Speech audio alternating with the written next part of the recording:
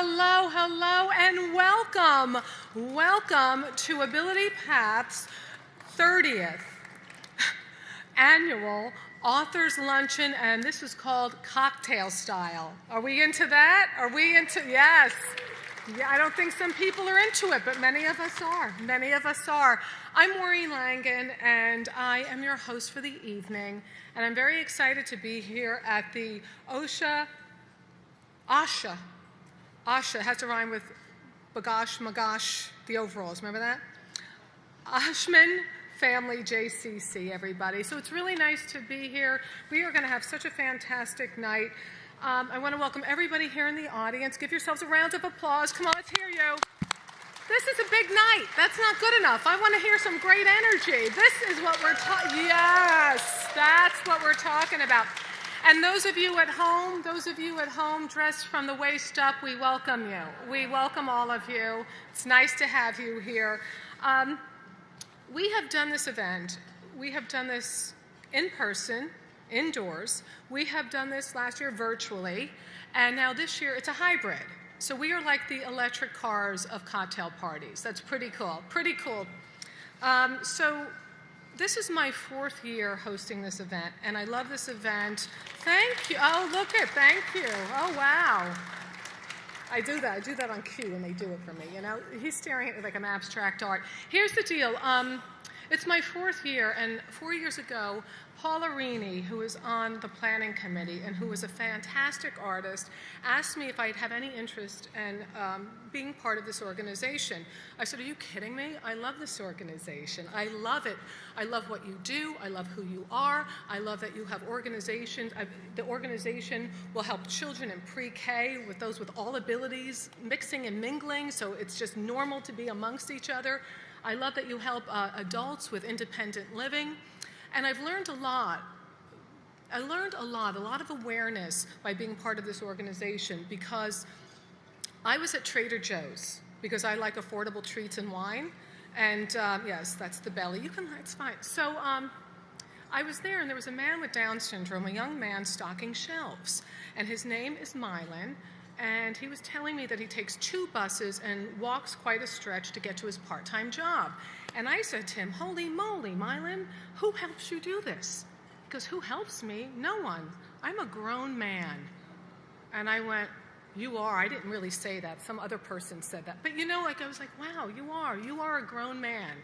And that really clicked on me, the dignity that this organization brings to people. That's the dignity, to help them soar, to help them know they are grown men and women or growing children worthy of all that's in front of them. So I applaud what they do here so much. I really do. What's interesting to me, today we're going to have a great time, you know this. We have cocktails, we have bottles of liquor back there. Bottles. I made Kim hold up one, the biggest. We have fantastic artists, and that's going to stay open way after this. You guys got to see that art. I'm already broke. I've purchased just about everything. And your generosity, being here today, we have brought together 3 amazing authors and an award-winning illustrator. So we have brilliant people here. We have gifted artists, and we have you here to support, to be generous, so you can keep what they have been doing, Ability Path has been doing for 100 years. They didn't bring authors on until 30 years ago. I don't know if Mark Twain was busy. I have no idea. He died in 1910. So anyway, Dorothy Parker, someone. Anyway, they're here, and they've been doing it for 30 years, and I think it's amazing. So tonight we will have for you a best-selling author and a former dean at Stanford University. Her name is Julie Lythcott-Haims. She will be here tonight. We'll have her on the .com, on the virtual. We have Paul O. Zelinsky, a Caldecott Medal-winning illustrator. Bryant Terry, an award-winning chef, publisher, author, and food activist. Woohoo, raise the roof. And we have Kathy Wang, an acclaimed novelist. So you guys are going to get to hear them speak. But you're so lucky because some of these authors' works have not been released yet. So you have an opportunity to get them tonight, before they're released. You people are on the front line. Do you not understand how lucky you are? Okay. And Let's just thank them. They're at the author's table for being with us.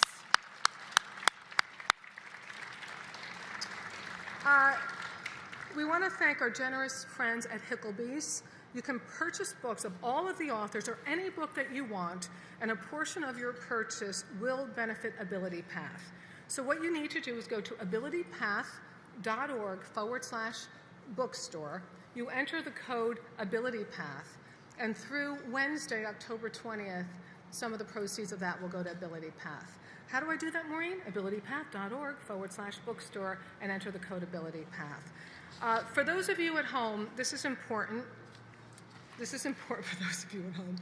I recommend, and by me recommending, I mean Bryan recommends, that you open another tab in your browser and have a second device handy, because this is Silicon Valley, so they think everybody has 12 devices. Open a tab in your browser, have a second device handy. This way, you can check out the online bookstore. You can donate during our auction or fund a friend. You can do those things, and you can bid on the art auction. I already have my piece. Right here. Nobody touch it. So, yes, Mathis. That's right. So do that, because if you have the two of them open, you'll be able to be a part of all of the action here. And if you have any questions at all, don't call me. Call this number. I'm the blind leading the blind. 650-800-6696. 650-800-6696. So a shout out right now to all our generous supporters who make all of this possible. There are years of service to supporting this community. So our sponsors of the Authors Luncheon Cocktail Edition, the Platinum sponsors, Rachel and Simon Segars, Stanley E. Hanson Foundation. Our gold sponsors, Heidi Feldman and Jay McClelland, Laurie T. Jarrett, Christina Kenrick, Patty and Jim White, and two anonymous donors. One could be me, I'm not telling. We have silver sponsors, Breaking Glass Forums, Claudia Claussen, Nancy Drapkin, Goldman Sachs gives on behalf of Tammy, Kiely, Ellen Jones, John McNellis, Katie and Bryan Neider, Jenn, Wagstaff, Hinton, and John Hinton. Wilson, Sonsini, Goodrich, and Rosati Foundation. Our bronze sponsors, Thomas and Wallace Brunner, Carrie Drake, Ellen and Tom Ehrlich, Sarah and Mike Hammond, Mary and David Kabakov, Alice and Merrill Newman, Judith and David Richardson, Elizabeth Wolf, and again, anonymous. Could be me.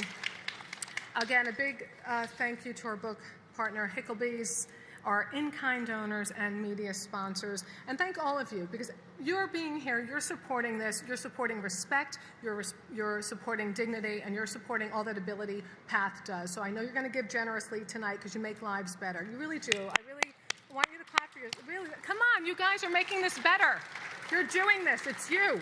All right. So let's get this party started. I would love for you to meet some of the people served by Ability Path. My name is Chris, and I'm a Ability Path, and I love to read books. My two favorite books I like to read is war novels and comic books. So my favorite Marvel character is Iron Man. My name is Manya. I live with my family, and I like reading the Warriors book. And I've read it a lot of times. And I like going to the basketball games. Yeah, Stephen Curry, sports fan. My name's Ross McIntosh. I've been with Ability Path for 17 years. This is just a couple of books I'm interested in reading from time to time. I highly recommend them both. This one's 1933, The Adventures of Tarzan, which I just got finished reading the second chapter. And the second one is autographed by Colonel Pappy Greg Boynton himself. I got this one at the air show one year when I met the gentleman. It's quite a colorful character. I like to do online classes. My two favorite online classes are exercise and Java train. Sometimes I like to learn how to take the bus something else. Maybe like, go out on the weekends.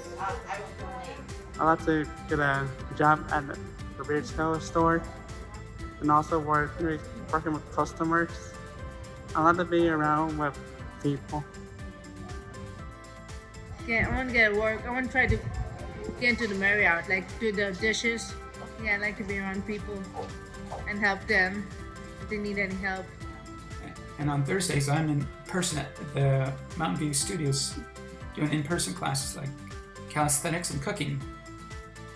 I used to volunteer at both Second Harvest Food Bank for a while, which was quite fun, and also the Menlo Park Public Library. I like going to the library, looking up online. I like to read. I like reading. I love to read.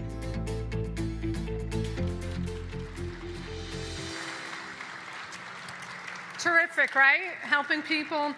Thank you, Chris, Manya, Ross, and Lillian for sharing some of your books that you love and the programs at Ability Path. So now I would like to introduce our first Julie, author. thank you for... What happened? Okay, I'm in stereo. So are you ready for the first author? Are you feeling ready for this? Okay. I would like to introduce Julie Lythcott-Haims.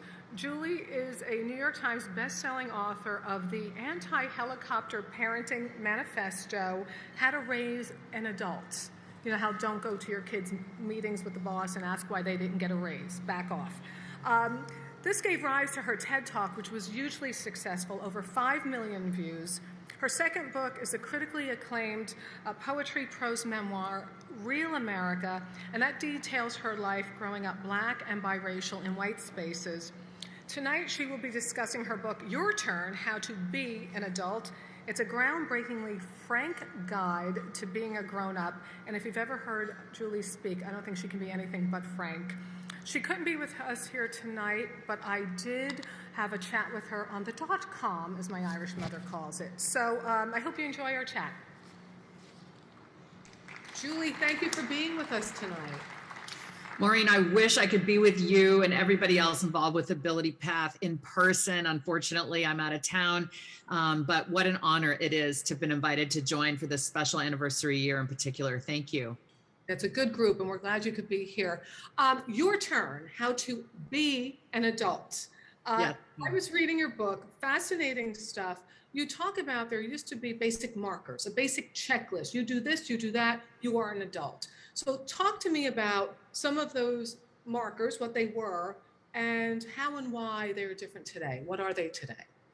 The 5 markers were finish school, get a job, leave home, marry, and have children. It really harkens back to an era where everyone was presumed to be straight. Everyone was presumed to be finishing their education when they were done with high school or college. It was presumed everyone should have kids. Nowadays, it's the 21st century, and very few of those markers have to be met or have to be met by the time one is 22. We have tremendous freedom and flexibility today in the 21st century. And you get to choose whether to be married or not. You get to choose whether to have kids or not. And where and with whom you live isn't the point. There are a lot of young people who are critiqued these days for living at home in their 20s. And I'm here with compassion in this book to say, if you live in the San Francisco Bay Area, for example, maybe you can't afford to move out because macroeconomically you can't afford to, and that's not your fault. It's not, being an adult isn't about where and with whom you live. It's about how you behave wherever you live. If you're staying with your folks, don't behave like a 15-year-old. Right, you want to be leveling up, taking care of business, helping out. That's what it means to be an adult. It's interesting because when you say in the Bay Area, you may be living with your families in your 20s. You might be living with your great grandmother and a couple of strangers from around the block because it's so darn expensive. Right. This term, Julie, that cracks me up, adulting, it's become a verb. Just like when people go, I'm summering, I'm like, all right, whatever. Okay, you summer. But when I read the history of the word, first it had a connotation, it was synonymous with adultery, but now it's come to mean adulting. So that short definition for you would be what?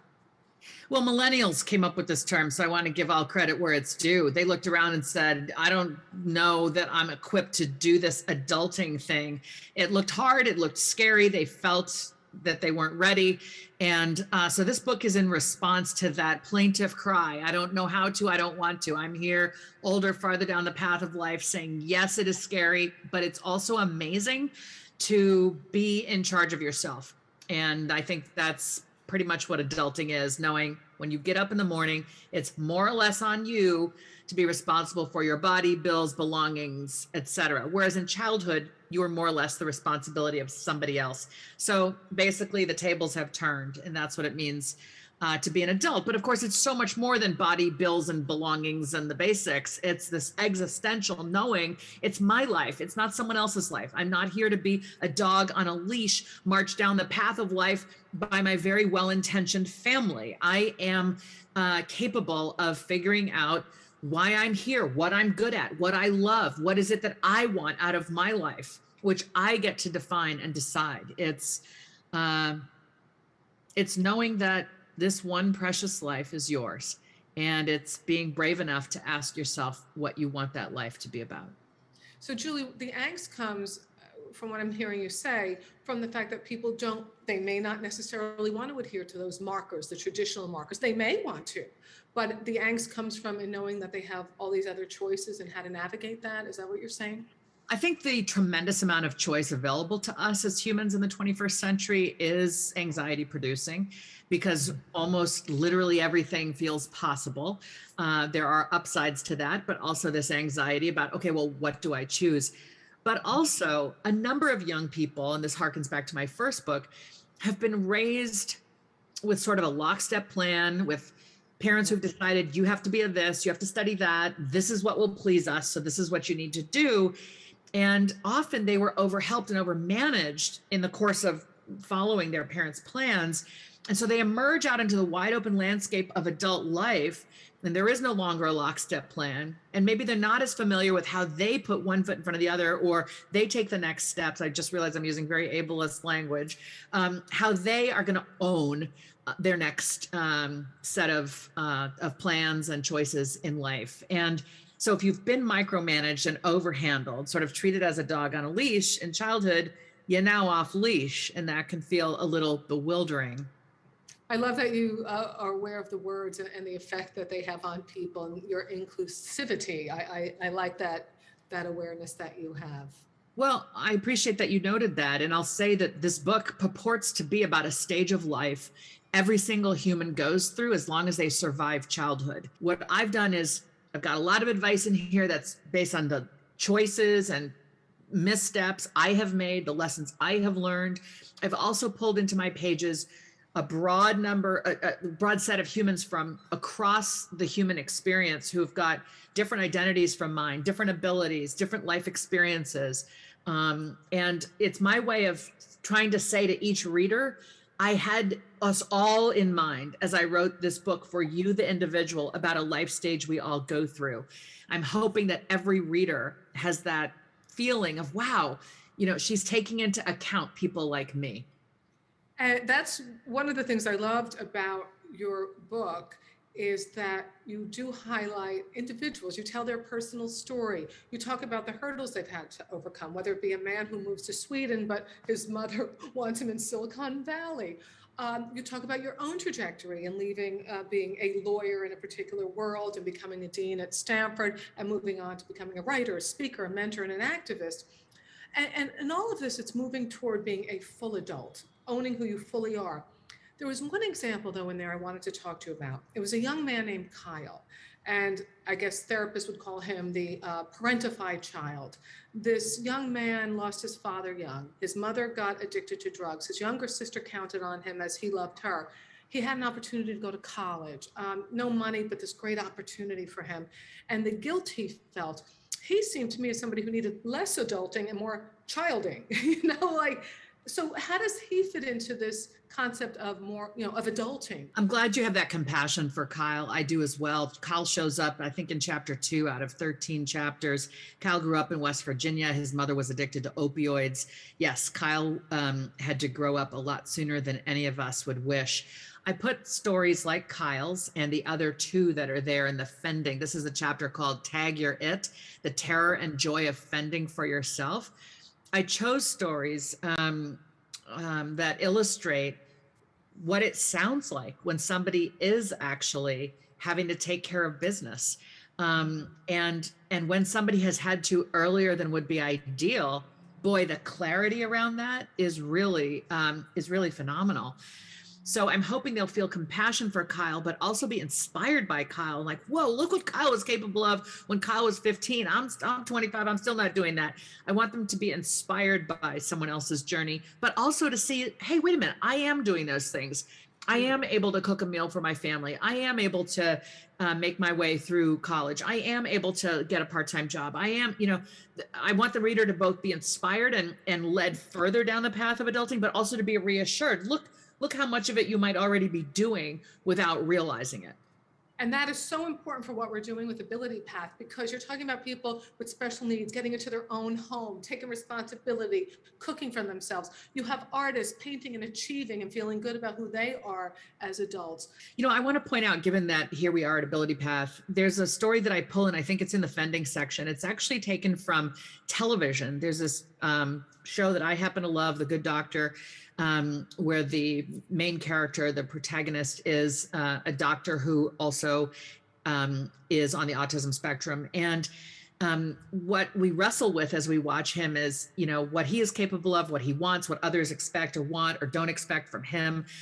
It's a beautifully told tale. And at one point, there's a scene where a child who's autistic comes in and needs to have some medical care. And you see how his parents wrestle with their own child who needs care, their unwillingness to listen to the doctor who is also autistic, and brilliant and capable. They don't see his brilliance and capability. And over the course of the show, you see them come to respect the doctor and therefore have more respect for their son. And I put it in the book, in Fending, to say every one of us, no matter what our abilities are, we all want to be treated as capable and competent. We all want to be helped as little as possible. And often we parents overhelp when we think our kid, because of their diagnosis, because I'm going to have to handle everything. No, we've got to be asking ourselves, okay, what is this child, this human, capable of, and how can I help ensure that they are at that edge always, that they are learning and growing to the extent possible, given the limitations of a diagnosis or a challenge or a disability or what have you. And I think it's an important lesson for any of us trying to love and support somebody else in a challenging circumstance. They are not served when we do everything for them. They are served when we believe they are capable. And, we're going to be alongside for those moments when they need a little help. That is the ultimate respect. And as we say goodnight to you today, I want to say a quote from your book: we are, most of us, on a journey from fear to love. So let's do that. Let's get into that love space. And I thank you. I know all of us here thank you for being a part of this tonight, Julie. Maureen, thank you. I'm rooting for humans. I believe in every single one of us. And this book definitely comes from that place. I hope folks will check it out. I hope you have a wonderful event. And thanks again for the honor of this invitation to join you. Your turn, how to be an adult. Thank you. I'm the CEO of Ability Path, and I was told we were going to be on Zoom, and so I was just going to turn the camera off and sort of, I'm for 19 months of doing this, I get up in the morning, I have my coffee, and I got my PJs and my robe, and I had no idea that we'd be live. So like we've had to throughout the entire pandemic, I'm going to quickly adapt here as fast as I can. So just give me a second.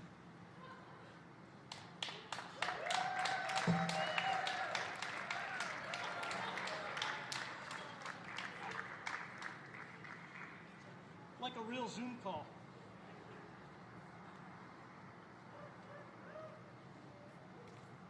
This is harder than I thought it would be. All right. So first of all, Maureen, thank you for the interview with Julie. I really appreciate that. That was great. Wonderful insights. All right, so now I'm presentable, but I'm not giving up my grandpa mug. I'm going to keep that right here. First of all, I want to thank all of you for being here tonight. We've certainly been blessed with great weather and some incredible sponsors and benefactors and supporters. So thank you again for joining us for our 30th annual Authors Luncheon, Cocktail Edition. Also want to thank Maureen for joining us for our 4th year as our MC. She's an award-winning broadcast journalist and stand-up comic. She performs across the U.S. and internationally. She is also the host of Hangin' with Langin', a podcast where you can hear her interview authors, academics, and comics, and you can listen to her on Apple, Spotify, and at maureenlangan.com. By the way, if you get a chance, go to her website. She has a fantastic TED Talk, and I think you'll all get a lot out of it. So Maureen, thank you for 4 years of emceeing our event. You know, this has been an incredible 19 months. And first of all, I just want to thank you for being here. It's great to see all of you, to see you in person. I've actually seen some staff for the first time in 19 months here tonight, and many of you for the first time, other than Zoom, I should say, in person. So thank you. Thank you for coming out. Thank you for supporting us and for being here.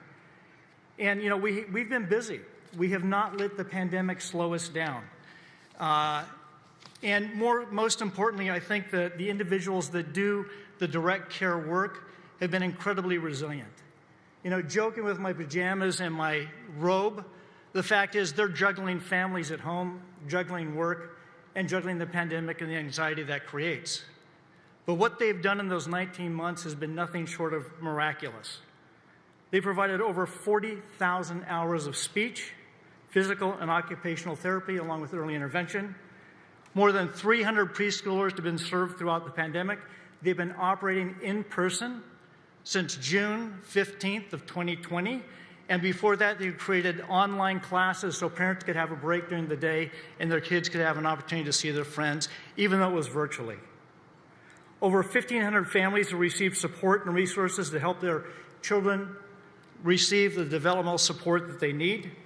Adults have continued learning with over 180 weekly classes online. Over 3,000 activity bags were delivered for folks that could not actually access the online classes, which is pretty amazing. And then we've had 60 individuals in our employment program work throughout the entire pandemic. So it's been miraculous what we've been doing and what everybody that we serve and those families have had to endure. And yet they've been here. They've been resilient. They've had a positive attitude. And it doesn't mean we don't all get down once in a while. But the fact is, our mission is to serve. And I couldn't be prouder of this organization, the team that we have, that is what they do every day of the week. So I'd love to have you recognize our staff, that if you could stand up for a minute so they can see you. Shay with art, Karen over here in marketing, Sammy with IT. By the way, Sammy and our IT folks have been incredibly busy throughout the pandemic, making sure everything is up and running. By the way, you may not know this, but we actually installed Wi-Fi and provided free iPads for group homes, even though we don't operate group homes, so that folks could have access to all the services that we offer, and also have the freedom to surf the web if that's what they want to do, or watch Netflix. So the other thing that we have going, we've done a lot over in Middlefield, which is right near here. We have a naming opportunity. We're going to name the center the Linda J. Steele Center to recognize the work that she did for so many years. You know, we stand on the shoulders of others, and I want to acknowledge Linda Steele for what she did, and so we are going to name the site after her. We finished a remodel in February and opened the school with 4 classrooms. That remodel went on through the pandemic. So we doubled the size of the preschool opportunity there at Middlefield. Right now, we are building a partnership with Ada's Cafe. So Tony, Charlie are here, Kathleen is not here, and Peter as well. We're really proud of the work and the innovation we're going to do there. So we're going to change what used to be a smaller building into a commercial kitchen, and we're going to have a remodel of the entire courtyard where we can host events. So I hope by this time next year we can actually host the next Authors Luncheon at Middlefield. So this gives you an idea of some of the features we're thinking of. We have an incredibly generous donor who's helping support that. I'd also like to call out Supervisor Joe Simidian, who gave us a $250,000 grant to help with the work to make this a reality. So we've been doing that through the pandemic. And the other thing I want to talk about with Middlefield, with the program with ADAs and also the courtyard, it's a perfect opportunity to provide independent living services and training, job training, but also when we host events there to have participants work that event, and it's going to be an inclusive setting. So it gives us another opportunity to show what inclusion can mean to the entire community when people are given an opportunity to pursue their dream. So we think it's a great venue and a great opportunity to further our mission. So with that, we're going to have a short video from Supervisor Simidian, who's been an incredible advocate. As you know, there's a project on Charleston we're going to be putting in. Eden Housing is putting in about, I think, 50 units for affordable housing. And in that, they have given us the ground floor to use for programs, so, which is wonderful. And so we're going to have a campaign to build out that facility, which is about the same square footage as we have right now for programs at Charleston. So we are supportive of the housing. It is such a great need in our community, and we get to continue our mission and our programs on that site. So we're excited about what's happening there. So we'll hear from Supervisor Simidian. And I wanted to say thank you to Ability Path and to all of you for your good works, for helping to make this a real community, a place where we serve people with intellectual and developmental disabilities and understand that each and every one of us is connected to them as part of that larger community. It's been a pleasure working with Bryan and the whole team at Ability Path in these recent years. I'm looking forward to even more opportunity to work together to make sure that we provide housing and services for folks in the community who need and deserve those services. There's lots of good we can do if we work together and work in partnership. That's always been a hallmark of Ability Path, and I know it'll be a hallmark of your work to come. Congrats, thanks again, and be well.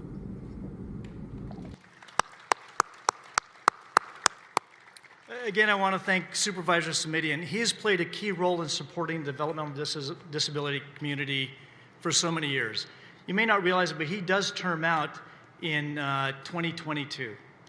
You know, if you've seen a lot of elected officials, you know, usually they get a lot of heat. I think it would be great if you could take a minute and write a thank you card to Joe Simidian for what he has done for this community. He freed up $20 million for housing for the community that we serve. He supported us all along the way. If you got a minute, a card means a lot. So please thank Supervisor Simidian for all he's done to support us over the years. Next, yes, deserves it. Next, I'm proud to introduce you to Mathis, who's enrolled in our Phil Egan program for the arts and independent living skills program. Mathis and his mom, Nora, are here today, and they're going to share with us and come on stage. And we're going to have a wonderful video that Mathis recently produced. It was produced for Mathis about NorCal Public Media. And you can do some more of his incredible work. And if you get a chance, please go to the back table over here where some of the art is at. In fact, Shay, can you stand up? Shay is our art instructor and does an incredible job. And if you turn the corner over there, thank you, Shay. There's just some fantastic pieces that you're going to want to take home. So let's watch the video where you can hear more about what Mathis has done with his incredible creativity.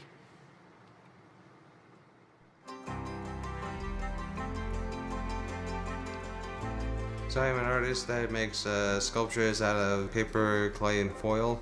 Otherwise, this can flip up for the neck.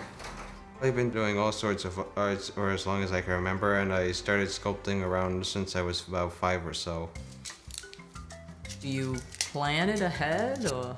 Yeah, in some cases I do. Otherwise, I usually figure it out. Mathis can use any medium to make art. He could use foil, he could use ceramics. Mammals, birds, reptiles, amphibians, fish, insects, prehistoric beasts.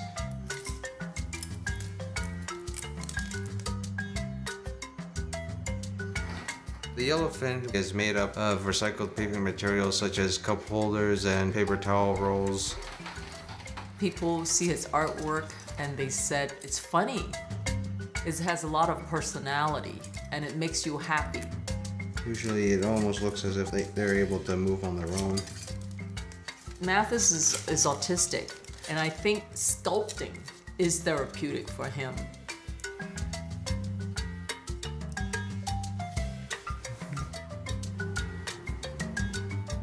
The elephant is actually life-size.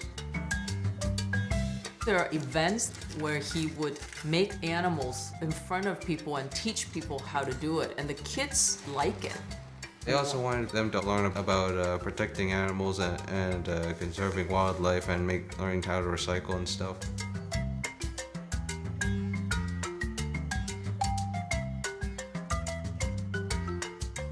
And Mathis always appreciates it when people like his art.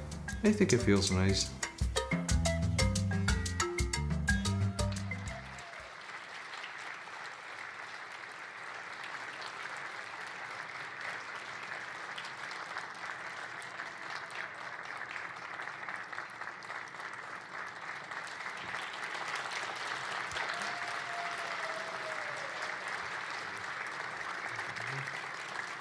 Can I just introduce myself now?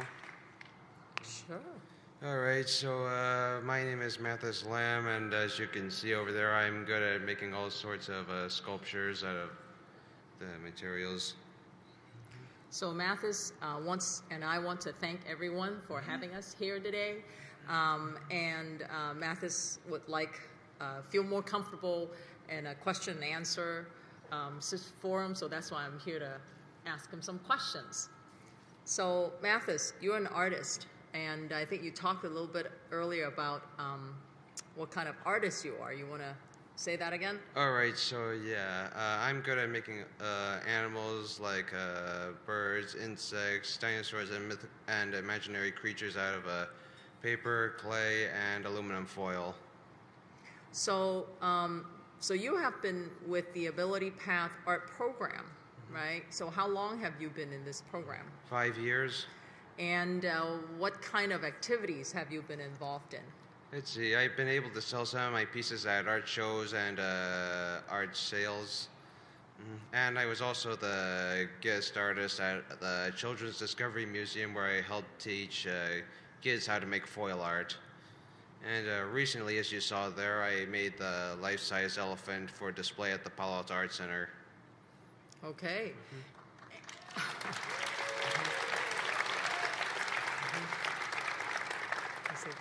Thanks.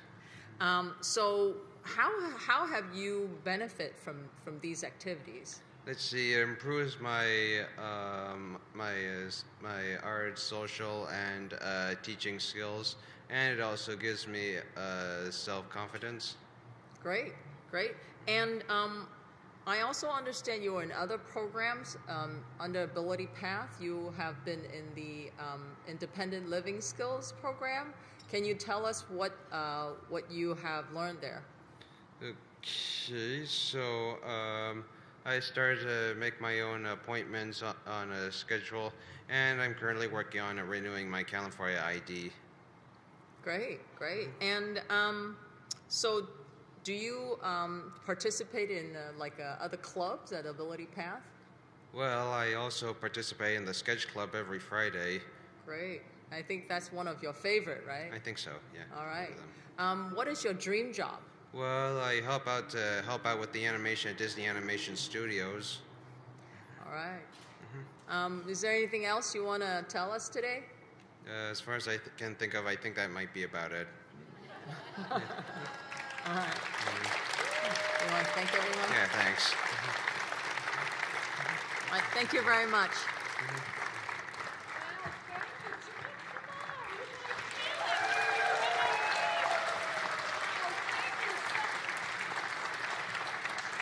If you don't mind, Bryan's coming back in his pajamas. Give him a minute.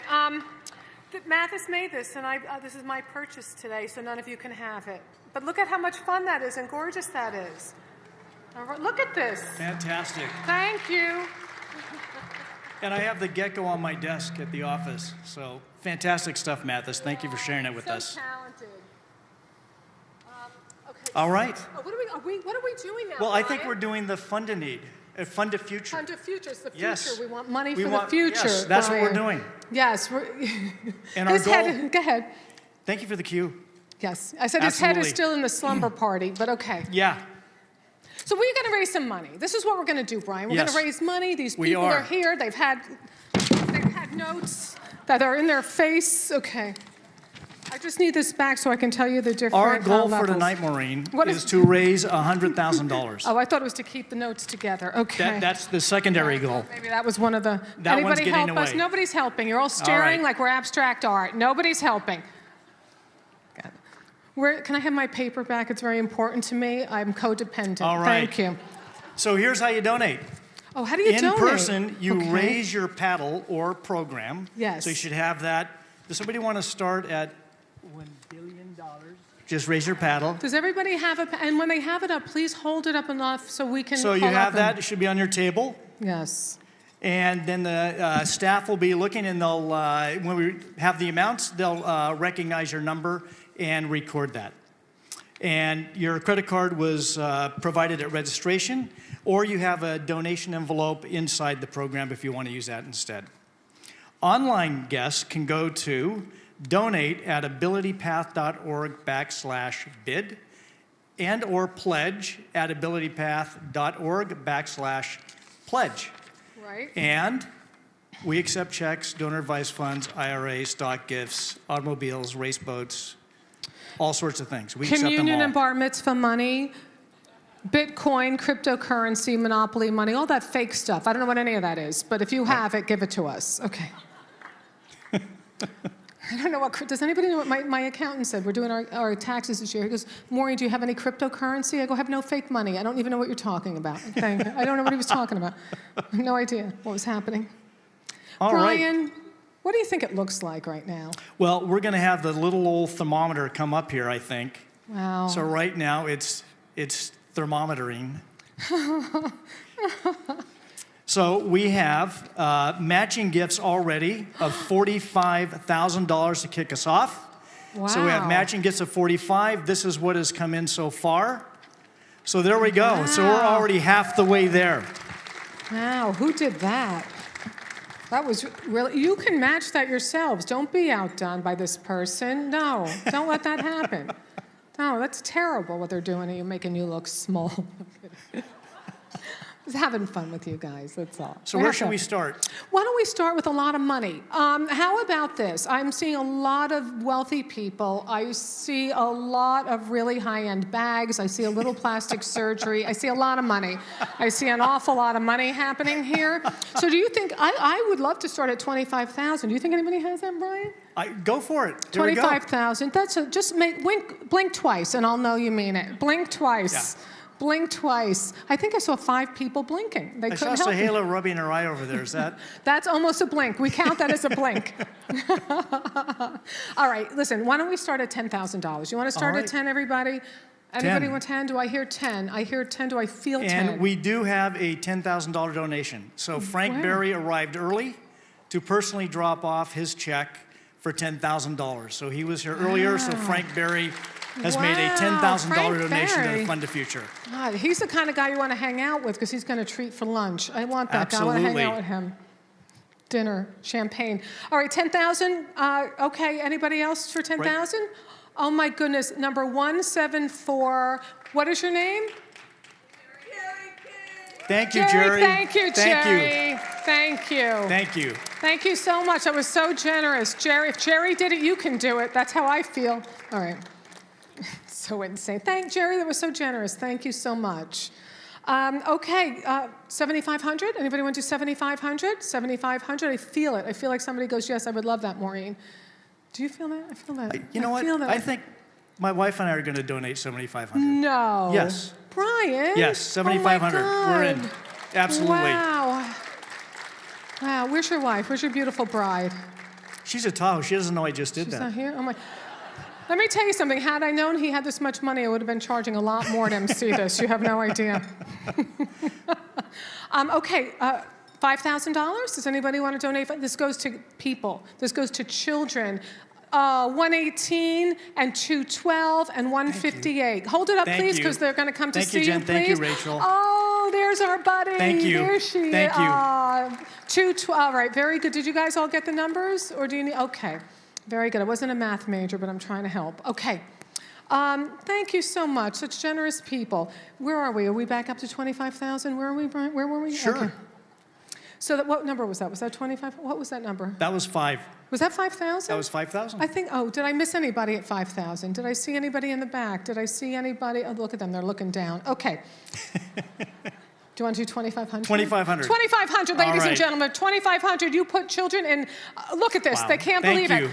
Thank you. 140, 204, 228. Hold them up again just so we can repeat them, please. Thank you. 204, 228, and we had another number over here, 140. You know, like we tease around a lot, but this goes to the children. This goes to young adults living independently. This goes to that nice, it goes to good things, Brian. It goes to good. It goes to a new pair of pajamas. It goes to things. It goes to important. It does. A new It really robe. does. You know what you guys do? I have a brother with special needs. I wish to God we had something like this when we were growing up. We just had an Irish mother going, there's not a damn thing wrong with them. That's what they do. You sweep it under the carpet. You could trip over all the lumps in our carpeting. Not a damn thing wrong with them. All right, Ma, we'll play. Okay, 2,500. Anybody 2,500 before we move on? Okay, 25 going once, twice. I don't even, this is like what auctioneers do. Twice, once, twice, 3 times. Brian, what do you want to move on to now? 1,000. Oh my goodness, 1,000. I see 1,000. Oh my, all right. Hold them up, everybody. Hold them high. 188, 200, 127, 202, 511, 182, 131, 112, 121. Anybody else? Wow. Have we missed anybody? Wow. That's Thank a you. lot, Thank right? you, everybody. That's Yeah. a lot. Wow. Hey. That That is great. Woo, woo, woo. Yes. Yes, that's awesome. I may put the pajamas back on for that. Wow. Oh, that's amazing, you guys. That's great. Thank you, everybody. We're not done, Brian. We're not Act like done. we're done. That was a tone as if we were wrapping it up. You No. have to, you know. All right, so where do you want to go now? 500. He wants to do 500. He's asked to do 500. 500, ladies and gentlemen, All right, 500 to help 138, people. To hold them up. 109, 186, 197, 115, 217, 210, 109, 148, 506, 216, 109. Anybody we Wow. miss? Anybody we miss? I feel we missed about 12 people. Wow, do you wow, feel, wow. Do you feel we missed 12 people? Could come here so we could get our picture together by Kenneth, and this will go in this will go in the yearbook. Okay. Most fun at a social It is, event. yes. Brian and Maureen. All right, what are we doing now? Where are we? We are going to $250. $250, ladies and gentlemen. My favorite number, 129, right. my birthday. Okay, 114, 111, 512, 218, 236, 129, 229, 146, 141. Wow, thank you. This is amazing. Fantastic. This is great. This is the best Holy ever. moly. Right? This is fantastic. I mean, this is like so generous. All right. You know what, too? How about $100? $100. Why not $100? Absolutely. $100, everybody. $100. Okay. 124, 224, 238, 198, 181, 231, 120, 160, 154, 237, 137. Thank you. Thank you. 155. You don't have to Oh stop my now. gosh. You're thinking, wow, I really wish I said 10,000. No, and anybody else, you can do whatever you want to donate, you can. Anybody else before we wrap this up? Anybody? 1, 2, 3. Listen, that's the most we've ever done. That is amazing. Wow. I feel Thank that's you, everybody. You guys are so generous. Thank you, thank you, thank you. Thank you so much. Thank you for your generosity. Really great. It's really great, right? We are very, very grateful. And, you know, it's more than just the financial support. It's your support for what we do. And when we talk to our teams about this, it means everything to them. To have a community like this, to be part of this community, it's pretty special. Yeah, it is. And your generosity at this time for us is just amazing. So I just want to thank all of you again for being here, but also for showing your support and for helping us with our funded future for the dreams that we have, which is empowering the dreams of those we serve. So thank you, everybody. Much appreciated. Thank you, Bryan. You know, I really, it's amazing. Like sometimes you go to events or you go to fundraisers, and then when you see the real life people that get helped by it, you think, wow, that, you know, just whether it be 100, 50, 20, 1,000, 10,000, it has such a huge impact. Are you guys having fun being outdoors this year? What do we think about this? I'm kind of digging this, right? It's like fun. You're not digging it so much. You're a little drafty. You have a sweater. Okay, all right. You could have done online. All right, kidding. Are you guys ready to hear from our incredible lineup of authors, speakers, illustrators? Are we ready? I don't feel everyone's ready. I'm not feeling the love about this. That's what I'm talking about. All right. Our first guest tonight, we have Paul O. Zelinsky, an award-winning illustrator. He has become recognized as one of the most inventive artists in the field of children's literature. He graduated from Yale College, won numerous awards, including the 1998 Caldecott Medal for his illustrated retelling of Rapunzel, which you could see back there by the books. It's gorgeous. I bought one. His most popular work is Wheels on the Bus, a best-selling movable book. Paul, he is here to share his inspiration behind illustrating red and green and blue and white, a tale inspired by a true story. This is an amazing story of a community in America that banded together to spread light. It's going to blow you away. We're fortunate to have early release copies. First dibs, folks, first dibs. So exciting. So we're fortunate to have the first release copies here at the pop-up bookstore tonight. I want you to give a rousing welcome to Paul O. Zelinsky, right here.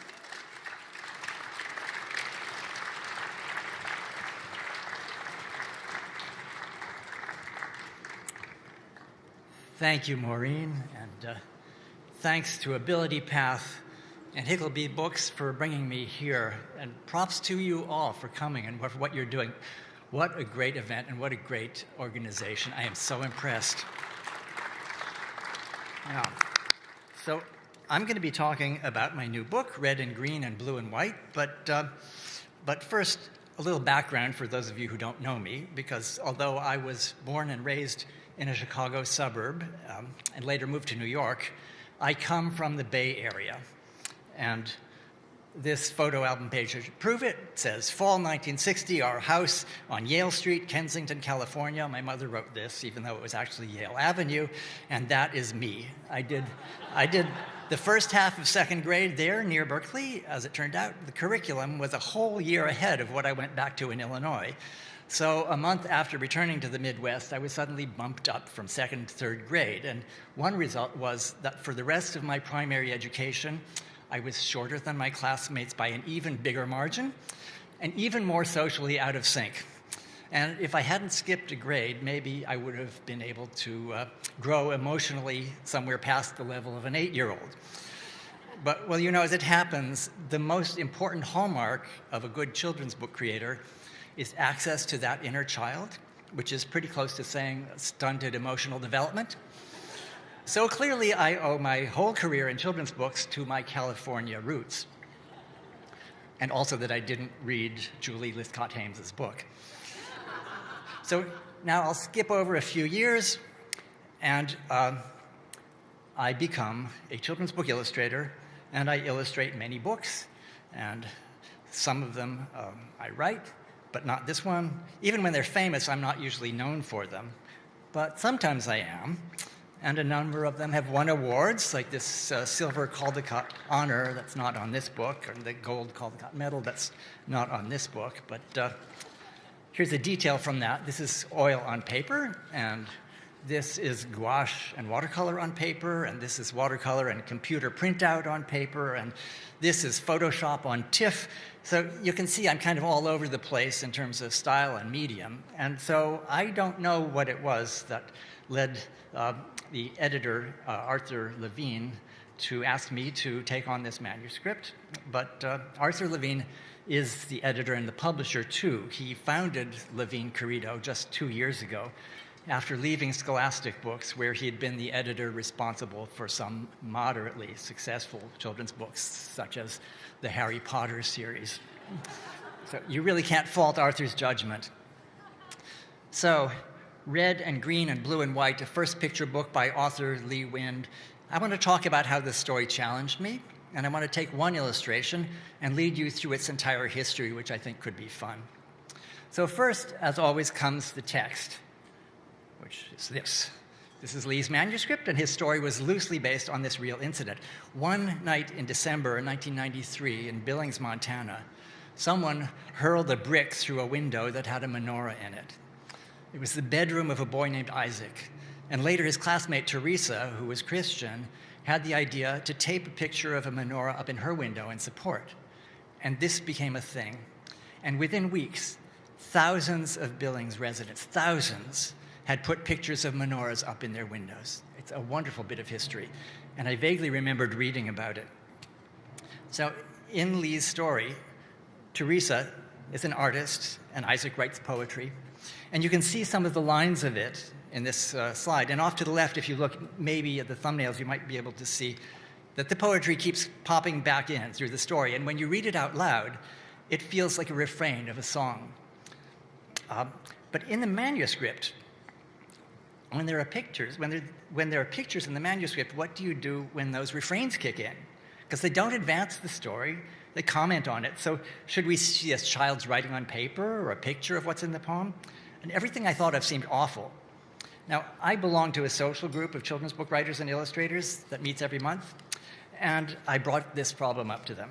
And one illustrator friend got especially interested in this question, and he was sure that the answer was for me just not to take my usual literal approach to everything, but to go symbolic and kind of abstract. Like he said, look at painters like Stuart Davis, who should be here, or Arthur Dove, or Sister Corita Kent, artists who like to incorporate words and writing into their pictures. And he even made a sketch to show me what the final scene with those of menorahs could look like. And this is it. So this illustrator was Mark Allen Stamety, who did it. And I don't know if you know him, but I think he's great. He's so funny and crazy. And in my circles, he's famous for having done his Elvis impersonation in the White House in front of Bill Clinton and Al Gore. So anyway, but you might not guess from looking at what a serious artist he is and how concerned he is with abstract form, or maybe you would. But I didn't realize really how literally I followed his idea until I put this slideshow together. And though this isn't the final scene with thousands of menorahs, it's the first scene where there was only one. But later I made an animation from this scene to see what the lights would look like blinking on, and I'm going to show it later on. And also, just in the last couple of weeks, the Horn book, which you would know if you're in children's books, they picked this illustration as the cover of their winter issue, and it looks like this, which I think fits really nicely. But anyway, in this story, I wanted to make the structure and the symmetry very clear in the pictures. So Isaac's poetry and Teresa's art. The angles on these pages are basically the same as on these, and so on throughout the book, although it wasn't the same on every page because they were not really mirror images. They were friends, and here they are, the angle is on the table there, and they were both on the same side of it. Well, Teresa's house is on the left in this picture, but that's because we are actually in Isaac's house looking at it, and vice versa. But there on the right, you can see how I handled what in the text was a break for the poem. But then the order in their world gets shattered. Angles change, colors change. I'm going to show just a few more pages so I have time to get to the story whose history I want to show you. There's one spread devoted to the aftermath of the incident, but after that, it really dwells on what's positive. Here,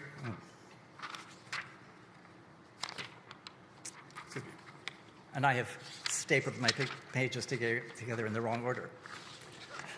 The Christmas decorations, right. Excuse me. Well, I'll just see what's next. We are jumping to the very end.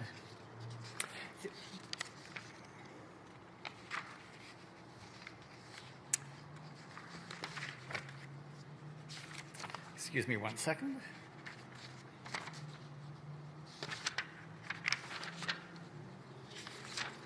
Okay, well, we'll just take it from here. This is the text at the very end of the story. It says, the town was dressed up to celebrate the true spirit of holidays, the true meaning of community, and from more than 10,000 windows came Christmas tree and menorah lights. And this is Isaac's poem.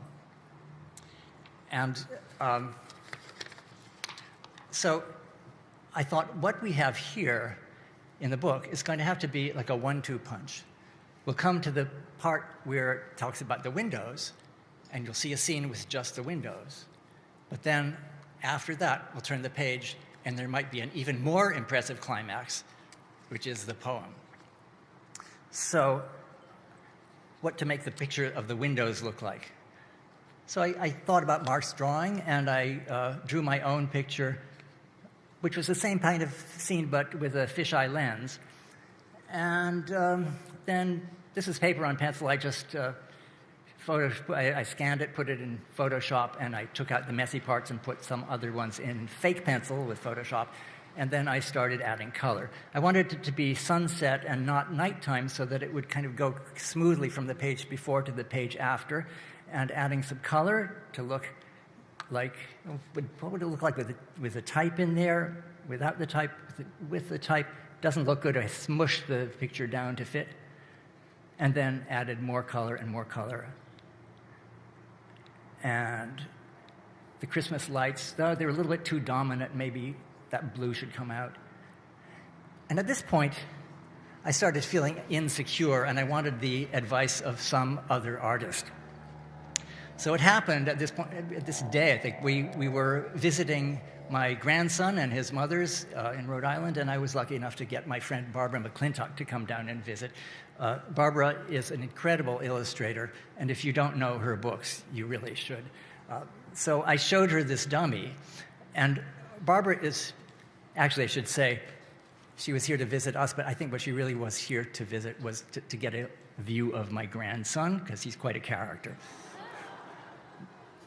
But I showed her the dummy, and she is the nicest person in the world, and she looked at it and said, in her own very, very nice way, she liked the dummy, but this one picture, maybe it could have some composition, maybe it could have some visual interest, maybe it could not be such a cliche.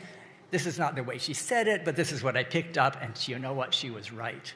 So as I recall, I left her with my family on the back porch and ran upstairs while she was still there to madly see what I could do with this illustration. And I thought, well, I'll go back to basics, and I will maybe make it less generalized and more realistic, more referring to Billings itself. So Billings looks like that. It has a river running by it. It has cliffs on the side. It has some gas tanks. It has historical landmarks and so on. And so I then took my drawing and I kind of tore pieces out and I moved them around and I made things bigger and made things smaller and changed the background, put different kinds of buildings in. And when I got to that point, I ran downstairs to check with Barbara and see if this is what she had in mind, and it was. So at that point, I took my drawing and it was just a matter of refining it and adding things and adding things. The low light for the sun catching those yellow rooftops and a cloud in the corner to hold the type. And eventually, it came to be what it is in the book, which is this. And thank you. The type of text for this says, 10,000, from 10,000 windows came, so you have to turn the page. You turn the page and you get to this. So that would be the end of everything, except I said I was going to show you my animation, which is based on this, and it got a little more elaborate as I made it, and Arthur decided that it should be the trailer of the book, so it's going to be announced somewhere in the world soon. But here it is, and I hope it's wordless, but there should be sound.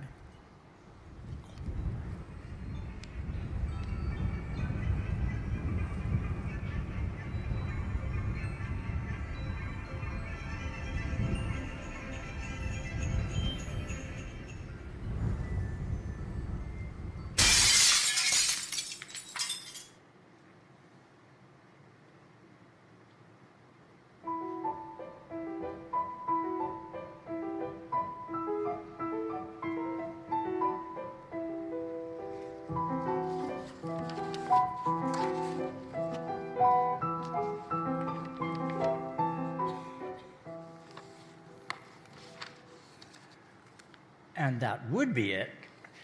But I've gotten into the habit after I finish a book of making a piece of clothing to go with what I did. And it started out as neckties that I would make by ironing transfer paper onto a white tie, which is very hard. And I did it for a while, but now technology has allowed custom printing of fabric from websites. So I've gone beyond this, and I made another animation about what happened just recently with the shirt that I wanted to make for this book. And it should be this. If we could hear it. I'm going to go back because there was a setting that those first couple of seconds should start with me talking. It was, the timing was so important that I couldn't narrate it out loud live. No?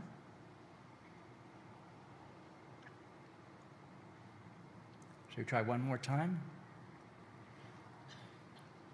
Maybe I'll try, I know what I know. I'll click. Let's see if that might do it.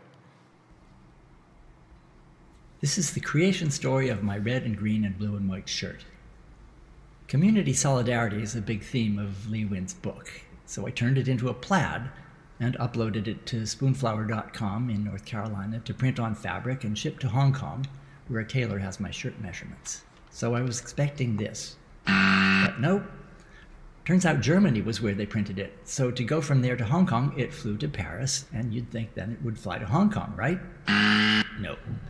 It went to Dubai, then Singapore, then Sydney, and stayed there for a few days. Then it flew to Auckland. Auckland! That's like twice too far. So after a day in New Zealand, it went back to Sydney, and from there, did it go to Hong Kong? Not quite. It went to Guangzhou. Well, Guangzhou is right next to Hong Kong, so there were only 50 miles left to go, right? Nope. In one day, it flew up to South Korea and straight back to Hong Kong, where my tailor made my shirt and shipped it back to Palo Alto, where my host for the Ability Path Authors Luncheon was taking delivery for me. And I'm here to thank you. My shirt thanks you. We all thank Ability Path very much. And good night.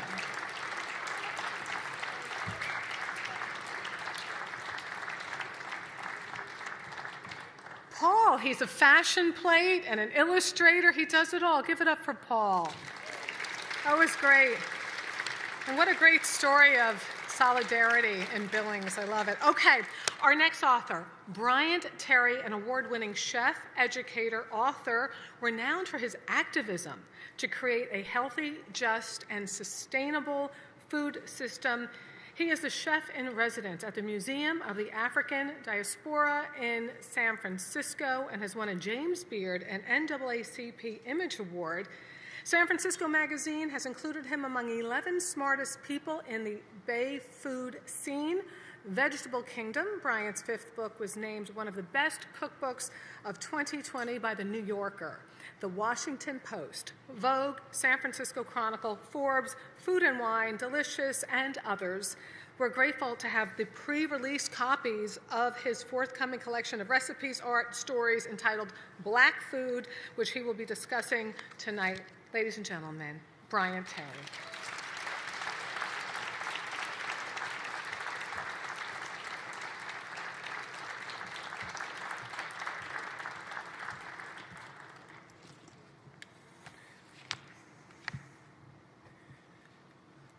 Margie, my maternal grandmother, kept a cupboard in her kitchen that was about 7 feet tall and a foot deep, each shelf crowded with glass jars full of preserves, pickled pears, peaches, carrots, green beans, blackberry jam, figs, sauerkraut, and her not-to-be-forgotten chow chow. Does anybody know what chow chow is? Okay, we have one Southerner in the house. Hi. If you don't know, chow chow is cabbage, onions, peppers, chopped finely, cooked for about 5 hours, then served as a relish with leafy greens. Listen, my grandmother could make magic in the kitchen. Whenever you entered her house, you knew she was cooking, even if you didn't smell it, because you'd hear singing. Glory, glory, hallelujah. When I lay my burden down, burden down. No more Monday, no more Tuesday, when I lay my burden down. Whenever you came in her house, thank you. Get some water here. So you are all in for a treat because this is the pre-release of my book, Black Food. It's not actually coming out until Tuesday, and I've been really busy preparing for a publication. So my talk is largely extemporaneous.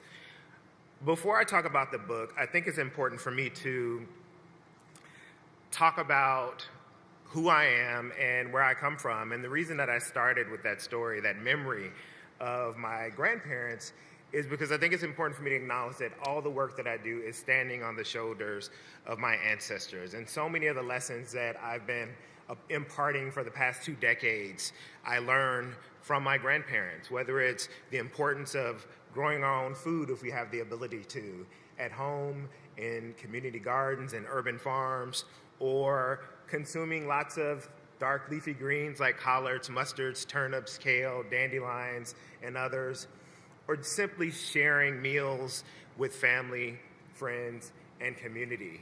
And so Rosalie Terry, Andrew Johnson Terry, Margie Bryan, and Edward Bryant, I'm always thinking about you and uplifting your name. But I want to tell you a little bit about why I started working around food issues. And we could talk about my upbringing in Memphis, Tennessee, but the moment, the kind of catalyst, the watershed moment for me was when I was a graduate student. And I was studying history. I was in a PhD program in history, and I was living in New York City. And there was this interesting moment where a lot of things just kind of came together really beautifully. I was doing research on the Black Panther Party for Self-Defense. I'm sure you guys have heard of the Black Panthers because they were founded here in Northern California in the San Francisco Bay Area. And I knew about the Black Panthers, and I knew they were more than the stereotypes that are often advanced about them in the popular media. And I knew that they had meaningful programs, but I didn't know the extent to which they had meaningful programs that were aimed at addressing the basic needs of people living in the most historically marginalized communities throughout the San Francisco Bay Area, and then, of course, nationally. The programs were all under the rubric of their survival programs, and they ranged a number of issues, but the one that moved me more than any were the ones that addressed food. They had grocery giveaways in which they gave away bags of groceries to people living in the Bay Area who were food insecure, economically insecure. But the one that moved me more than any was their free breakfast for children program. Has anyone heard of this program before? A couple people? So the free breakfast for children program, it deserves a round of applause because it was well ahead of its time. And the program was created with the simple aim of feeding young children, a hot, nourishing breakfast every single morning. And it was done with the help of an Episcopal church in West Oakland, California. Does anybody have a problem with feeding children a hot, nourishing breakfast every single morning? Especially children who are living on the margins of society. Anybody? No, you probably wouldn't raise your hand if you did believe that. But guess who did? The FBI. J. Edgar Hoover, who was the director of the FBI at the time, said the free breakfast for children program by the Black Panther Party was the most dangerous threat to the internal security of the United States. And for me, just understanding as someone who studied these issues and understands the connections between diet and nutrition and educational outcomes and behavioral outcomes, we now know that they were so on the cutting edge and far ahead of, just thinking about children and nutrition. And what I quickly understood when I learned about these programs, and I had this moment of clarity on the subway one morning, and I saw these kids across the subway. I was heading to class to Manhattan, to TA class, and I see these young people at 7 o'clock in the morning eating candy bars, bags of chips, sugary drinks, energy drinks, juices, sodas. And it hit me that these young people were, as my mentor and friend Raj Patel often says, stuffed and starved. They were eating a lot of food. They were mostly consuming a lot of processed and packaged and fast food, but they weren't getting the nutrition that they need, that we all need, but especially young people who are developing and learning and needing to be well fed so that they could assimilate what they were learning. And so at that moment, I started to understand that this whole idea of blaming the victim, of looking at communities and the communities that have some of the worst health outcomes, because what I understood is that there were structural barriers that prevented so many of these people living in historically marginalized communities from accessing healthy, fresh, affordable, and culturally appropriate food. Economic barriers, physical barriers, geographic barriers. And so I understood that in order to change the realities in these communities, we needed to change policies and ensure that everyone has an equal playing field and access to healthy, fresh, good food, regardless of skin color, regardless of income, regardless of zip code. And so there was another problem. The problem in many of these communities of people being disconnected from healthy and fresh and good food and largely having an overabundance of industrial food, processed food, packaged foods, lots of fast food restaurants. So people were left in a situation where they didn't have any good food to eat, but they had a lot of the worst foods. And I'll give you an example. When I first moved from Brooklyn, New York to the Bay Area in 2008, I lived in this apartment adjacent to Lake Merritt in downtown Oakland. Right around the corner from me, there was a small corner store that had lots of organic produce and bulk grains and beans and whatever healthy foods one might want to get in a pinch. About a quarter of a mile around the lake, there was this 8,000 square foot Whole Foods that has a lot of horrible, crappy stuff that they sell as healthy, but it's not. But I still buy it because they make it look so beautiful in the lights and all that. But point is, lots of options. On Saturdays, right around the lake, there was a farmer's market, the Grand Lakes Farmers Markets, lots of young farmers, a diversity of foods from the region, healthy, fresh, organic, sustainable, good food. So this one neighborhood had an overabundance of options.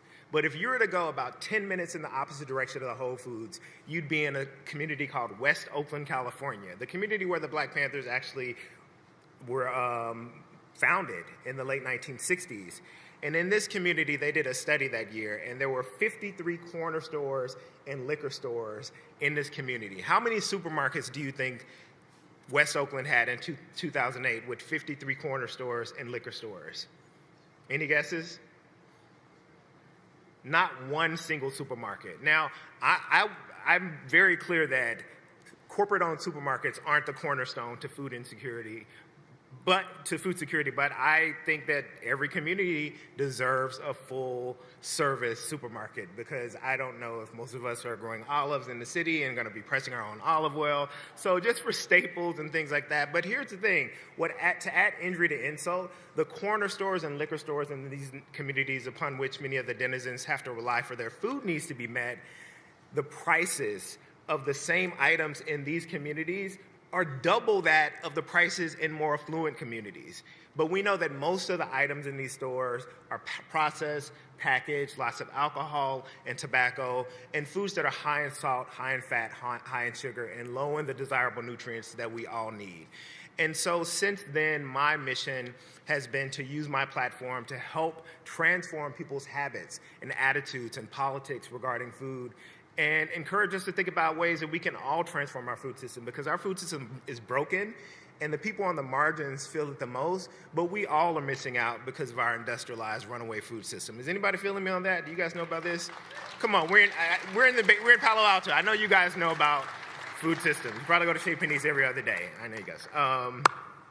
But it was important for me to think about how could I widen the net, bring more people to the table, and I understood that publishing could be a powerful way to do that. So this is actually my 6th book and my last book, because I decided to retire from writing books after this one. And I want to just give you a little bit of history about why the urgency for creating this book.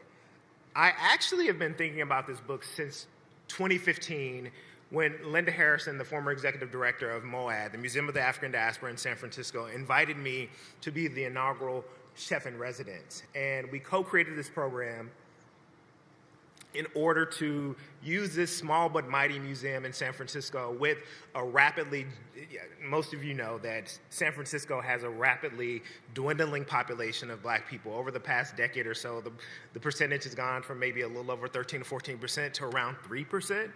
And so this museum holds space, creates programming, and really just plants a pole for the very few Black folks who are still living in that city and other people throughout the region and the country. And so Linda, in her brilliance, understood that one of the most pressing issues of our time, food in its many variations, whether we're talking about the struggles of small to mid-sized farmers in rural areas or people living in cities and neighborhoods that are often described as food deserts, these communities that have very little access to healthy, fresh food, or just the fact that, you know, so much of our food system is controlled by the largest multinational food corporations. And it's not working in the interests of everyday people, eaters like you and me, but those corporations. And so we started creating programming around health, food, and farming issues. And I was very clear that the first program that I wanted to do was Black Women, Food and Power, in which we celebrated the historical role of Black women in the production, the distribution and consumption of food, and food knowledge, because we had some scholars there. And I knew the day that we had that program, I knew that we had struck gold and we were onto something, because I expected that we'd have people throughout the region. I wasn't surprised that people came from LA, but the fact that we had people flying in from Seattle, other parts of the Pacific Northwest, New York City, New Jersey, people flew from the East Coast to the Bay Area for a 2-hour program. And I knew that, pun intended, people were hungry for this type of programming. And so from that point on, I had often thought about how can we take this brilliant and magical programming that we're doing at the museum and share it with the world, because this is 2015. We didn't have an infrastructure to do live streaming, and we certainly weren't doing a lot of this virtual programming that we're doing now. And so fast forward to 2020, post Breonna Taylor and George Floyd's murder and the subsequent uprisings across the country. And I don't know if you all are aware, but there was a moment during that period where there was a lot of revelations of racism within the media, but specifically food media. And there were a lot of legacy food media companies that were called out. And I felt like this was the moment. There was no reason for me to wait any longer. This book had to be created now. And in addition to the book, because of the issues around the lack of diversity in food media, my literary agent and we pitched to Penguin Random House, me actually having my own publishing imprint, so that not only could I be an author and write books, but I actually have the power and the resources to publish the work of other up-and-coming BIPOC authors. And we got it. And this is our inaugural book on my imprint, 4-color books. We've acquired 3 books already, and we're in the process of acquiring several others. And I'm really excited to be in the position as a publisher with Penguin Random House and actually able to publish books now. And so I want to read you an excerpt from the introduction of the book, and we can talk more about it during the Q&A. And I start with a quote by Audre Lorde, and it reads, "Sometimes we are blessed with being able to choose the time and the arena and the manner of our revolution, but more usually we must do battle where we are standing. Black food is a communal shrine to the shared culinary histories of the African diaspora. These pages offer up gratitude to the great chain of Black lives and to all the sustaining ingredients and nourishing traditions they carried and remembered through time and space to deliver their kin into the future. Every one of us who came together to make this book invoked sacred energies to support the creation of a beautiful, delicious, and thought-provoking compendium. We pray that this collection facilitates reflection on and veneration of our sacred foodways. Recipes are the through line of Black food. Without being overly prescriptive, I asked brilliant colleagues to offer dishes that embody their approach to cooking and draw on history and memory while looking forward. I encourage you to make many recipes in the book and create space for meaningful, visceral experiences. Trust me, the food will provide more sustenance, more nourishment, more health, more pleasure, and more life. But that's not all. Black food also includes moving visual art, thought-provoking essays, and imaginative poetry that will encourage spiritual and intellectual exploration, renewal, and growth. We seek in these pages to promote a concept of food that embraces courage, commitment, and self-discovery, and ultimately moves each and all of us to a better place.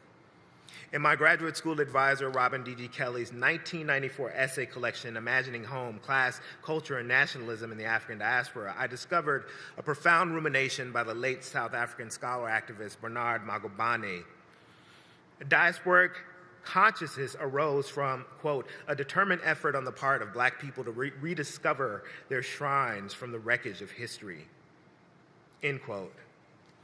In this book, this altar, we lay out and lay on it the collective weight, the push of experience and traditions of the African diaspora, the movement of Black bodies and Black food far and wide, from pre-Columbian voyages out of Africa to the violent dislocations of the transatlantic slave trade and colonialism. This collection also urges us to stop and dive deeply into the politics of pleasure, of rest, as in Tricia Hersey's concept of the nap ministry, and R&R's resistance, and of Black leisure, whether stretching out to chill and sip beautiful drinks in the afternoon at Oakland's Red Bay Coffee, or strolling through Paris all evening with nowhere specific to be, brushing dirt off one's shoulders like the flyest flaneur.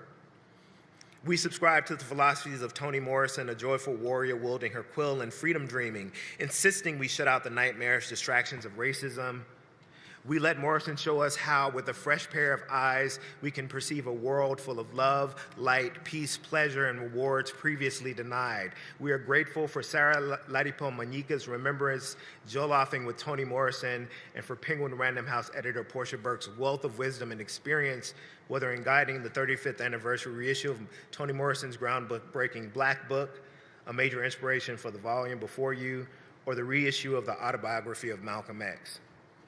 And I'll stop there. But when I reached out to the more than 100 contributors who brought their recipes, their words, their art to this book, what I asked people to think about was how we can, in Toni Morrison's words, shut out the nightmarish distractions of racism. And what does our life look like if we aren't consumed with the albatross of racism? What does it look like when we're sitting with our magic, our agency, our brilliance?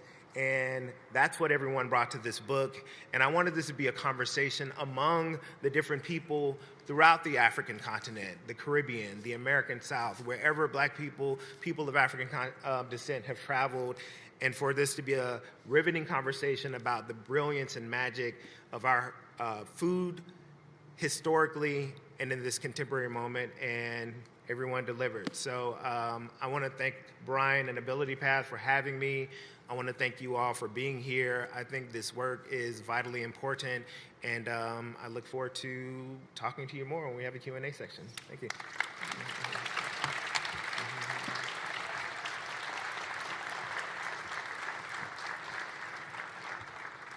Bryant Terry, everyone. Bryant Terry, terrific. We have one more author, and then we're going to do a short Q&A, a follow-up question with each of them. So I want to introduce author Kathy Wang, a UC Berkeley and Harvard Business School graduate. She will be discussing her latest novel, Imposter Syndrome, which was named a Best Book of Summer by Entertainment Weekly. They did a great write-up on her. The New York Post and many others. Harper's Bazaar describes Kathy as a skilled satirist of the Northern California dream. Her latest work, they call it Sharp, novel about women in the workplace, the power of big tech, and the looming threat of foreign espionage. Welcome, Kathy Wang.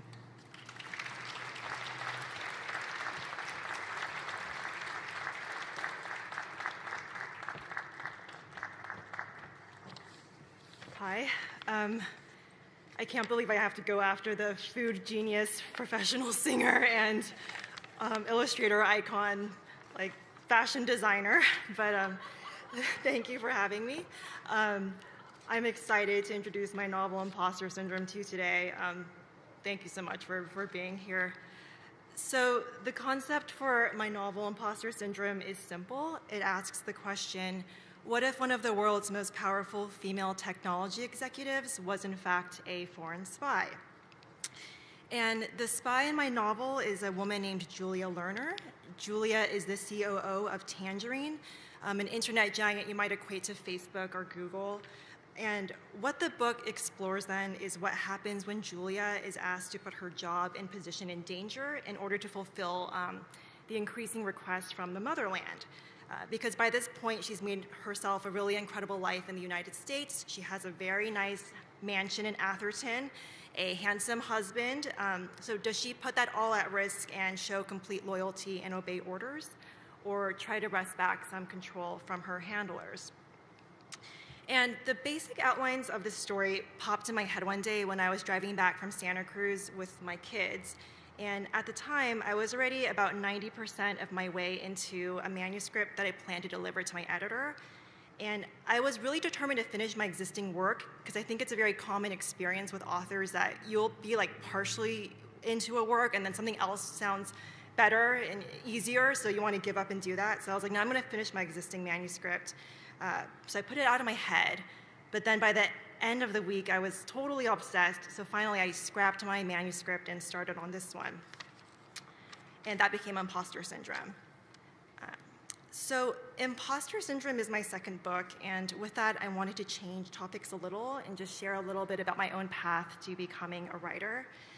My parents were immigrants, and I think like many immigrant kids, it was always put to me that I need to have a very stable job and a secure living and have health insurance. And all of that is like the complete opposite of being a writer.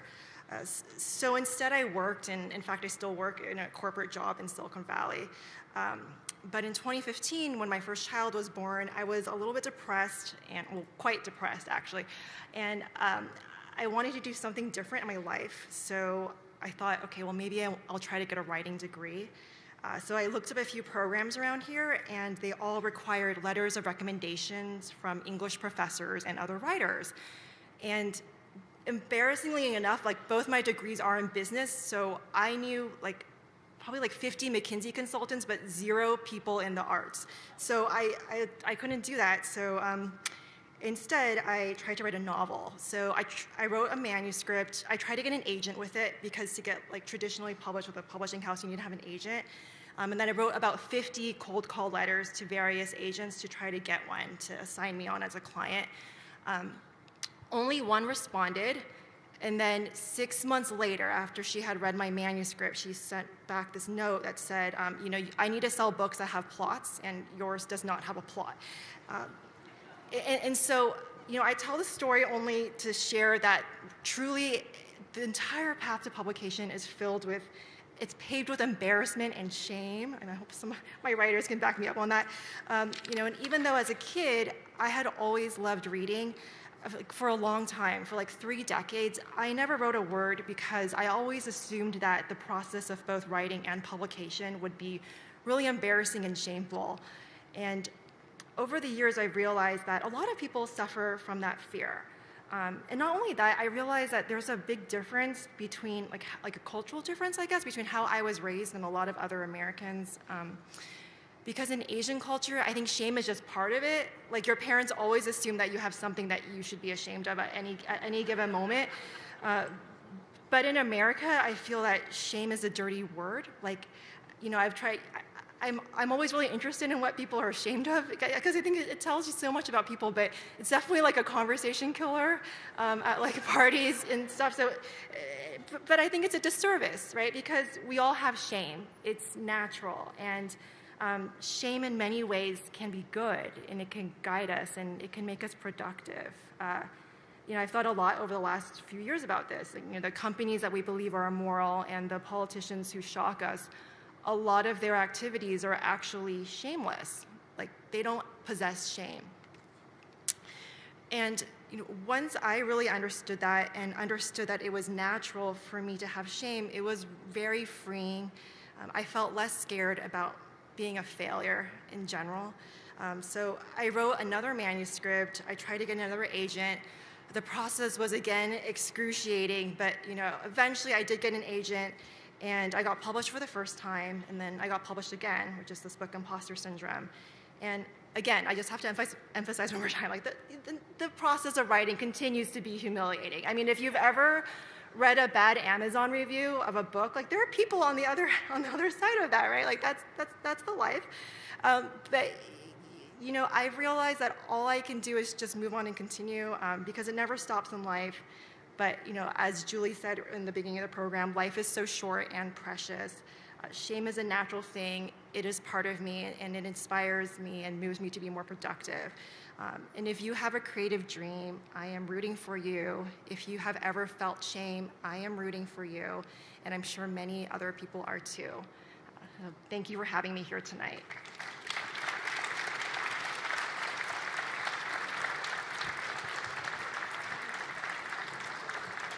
Oh my God, I feel free. I feel so free. Isn't that wonderful? How inspirational was that?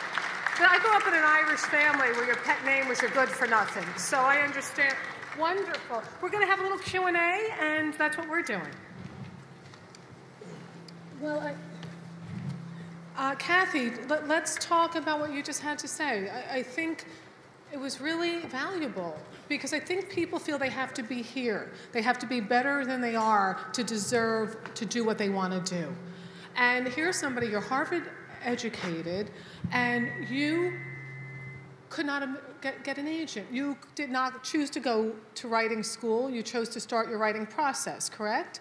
Yeah. And I think it's important for people to see that everybody's deserving of doing the work, but they got to take the heat along the way, right? Totally. I mean, I tell this story just to tell you that it is such an embarrassing process. So if you are trying to do anything and you're embarrassed and you feel ashamed, that's normal. Like you're congratulations, you're on your way. Like it's, you know, it's totally normal. So. But you know, what I wanted to follow up with that is, how did you know when you finally you got a plot? When did you finally get a plot and an agent to work with you? When did that magic come together? You know, it's funny because I think when that first agent said you need to have a plot, I was like, yeah, I guess like I just can't like, you know, no one wants to listen to me rant for like 2 hours or 6 hours on a book, and stuff has to happen in a linear fashion. Like I don't like to watch boring movies. Yeah, I realized I had written a very boring book, so it was just a moment of self-reflection, and so I tried to write a more interesting book the second time, and I sent it out, and then an agent responded to me, and so I got my agent that way. But that's brave. You have to reach out blind. I mean, you research, but you're reaching out blindly. They don't know who you are, and you're sending your work and hoping they see something in that. Yeah, and that's a normal process. I mean, yeah, to get published, so, Terrific. Thank you for sharing that. You wanted to piggyback. I just wanted to go back to the whole topic of shame, because there was this point where after every book that I had written, I looked at the prior book or the prior several books as we went along and just felt embarrassed. Just like, oh, that book sucked. I could have done this better. Why didn't I add this recipe? Who tested that? And, with this latest book project, as I was working on it, I had this, I reinvented my relationship with my body of work. And now the way that I think about the prior books is that I was simply practicing in public. And I feel like if I'm not embarrassed by the prior work now, then I haven't grown, because I think throughout writing, and I think you might agree, throughout working on a book project, you get better. You figure out the internal logic of how it works for you. You figure it out. And so I just wanted to, acknowledge that for me, it's been liberating, just being okay with mistakes and flaws and prior books not being perfect when I imagine Bryan, that they should be perfect. Yeah. They can't be perfect because we're not perfect. Right. They can't be, but they can. It's interesting because you talk about that, like the shame, but I'm a performer and a writer, you're an illustrator, we're writers, you have to make your mistakes in public. There is no other way to grow but doing it out there. And when you have a familial thing about shame, we have a healthy dose of shame and self-loathing. And the Irish are always like, don't make a show of yourself, which is what I do for a living. Don't be too big for your britches. They want to keep you down here, so you almost feel like you're selling out your family when you out things or put yourself out there too large. So I really love cultures that are like, look at you, who's better than you? That's not Irish, but I do love when I see my friends' families do that. Now, let me ask you this, Mr. Zelinsky. At the age of 4, you submitted something to Highlights magazine, which dentist office everywhere around the fruited plains. The Highlights magazine. You do your research. I was a journalist. What are you talking about? I show respect. So you got something published in Highlights magazine? Is that correct? Yes, I've been published in the. You were 4. As an adult too, but. Oh, but weren't you 4? You were in Highlights magazine. Didn't you draw something and submit it? That's a mystery, actually. After Rapunzel won the Caldecott Medal, a letter came from a librarian who was the archivist at Highlights, and they found this page. You know in Highlights magazine for children that there's a page with drawings by children? It's in dentist office everywhere. They send them in. Well, they found this one with a drawing by me, by Paul O. Zelinsky, and I thought I started using my middle initial when I moved to New York, and there was this other Paul Zelinsky. We won't do this, but age 3. It said, and it had my home address in it too, by the way. And at that point, we tried figuring out who submitted my drawing, and my mother denied absolutely that she did it. My father wouldn't have had any role in it. We lived in Princeton at that time. That was the address in Princeton. Oh, very wealthy, Princeton, New Jersey. This was a long time ago. My mother tracked down my nursery school teacher from like 35 years earlier, who also denied doing it. So nobody knows. That's the answer. But it was your work. It was. It was a picture of a geisha dancer, because we had spent the previous year in Japan, in Kyoto. You were 4. Some of my earliest drawings were geisha, which I was absolutely obsessed with. Freud would have a field day with you. And I would be very ashamed. Well, right. Well, I do want to follow up with that with you, Paul. I was reading where Paul was saying when he writes and when you see things or you have memories, you have flavors. You have a flavor that you can associate with that. Talk to me about that. What is that about? Yeah, I wonder if Bryant does too. But no, I have.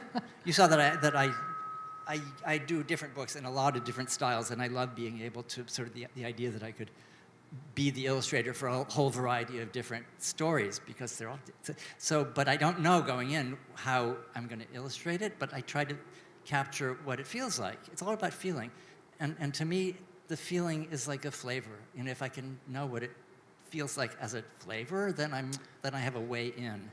It's so interesting. And then your creative process, Mr. Terry, I was reading about his creative process, and you would think perhaps in a kitchen, looking around at some spices.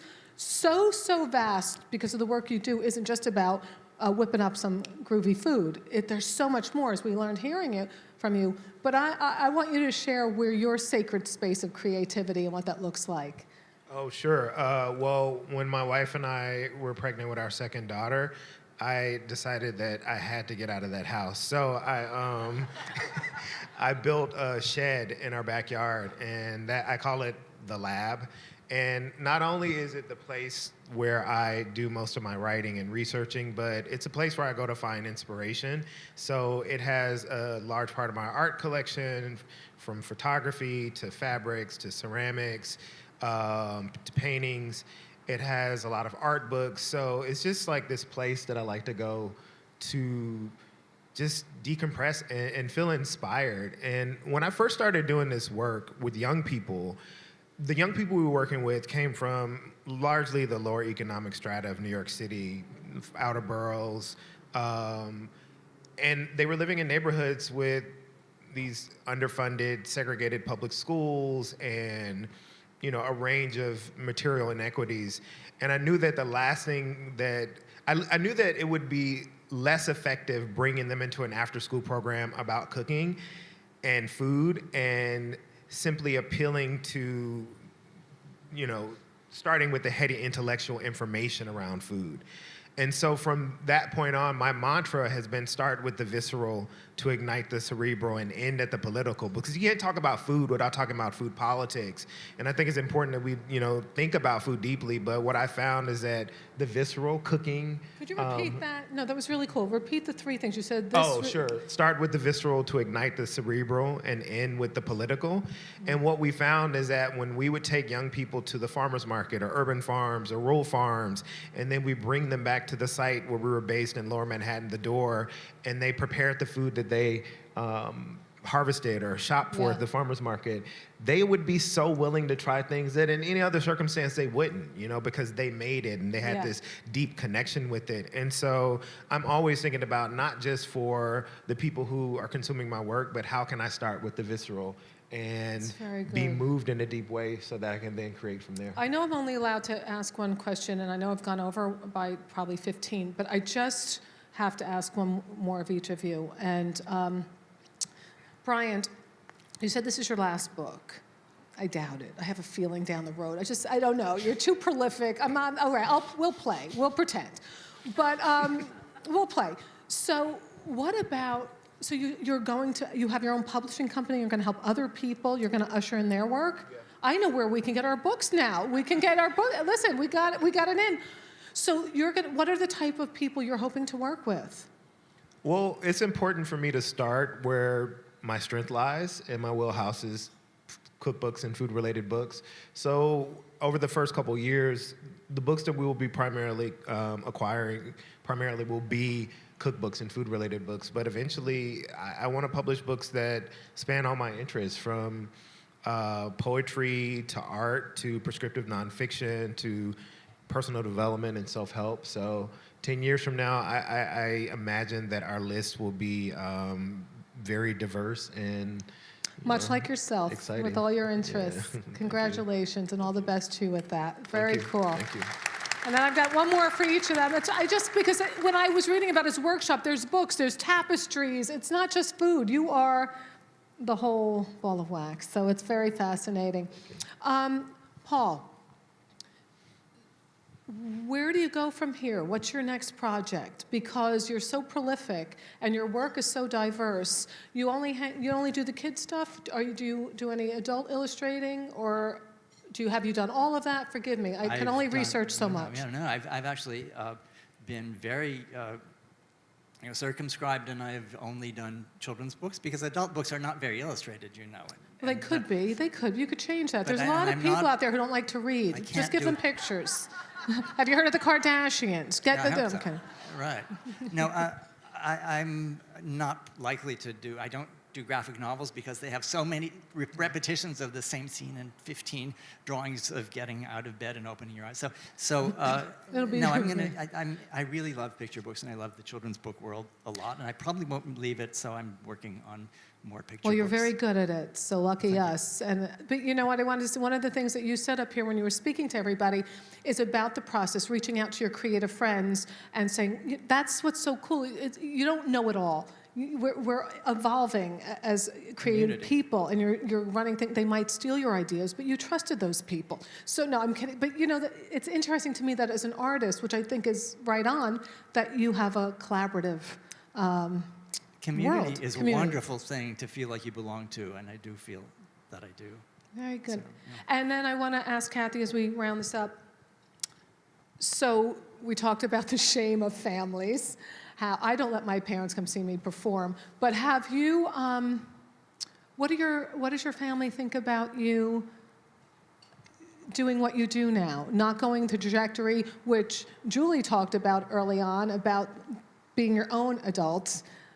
How does your relationship with them through your creativity now?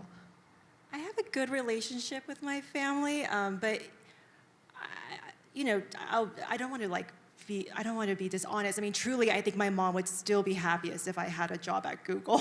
Like that would be the top. So I mean, it's just simply how they were raised. It's a little bit different. Right? No, I get it. My father's a retired New York City sanitation worker, and he always tells people she could have been a lawyer. This one could have been a lawyer. This is what I have to hear all the time. The time. So, listen, were they not fantastic? Please give it up. You people are fantastic for being here. Bryant, Paul, Kathy, thanks for sharing your story, all of you. Thank you so much.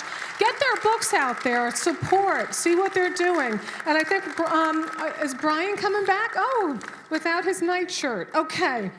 All right, Bryan. We're going to have you close it out. Thank you. Shall we, am I getting, you want me to leave? Am I leaving now? Okay. Stand right there. I'll sit because here. you're the first person to thank. Oh, yes, please. Stand up. Oh, yes, okay. Was Maureen fantastic?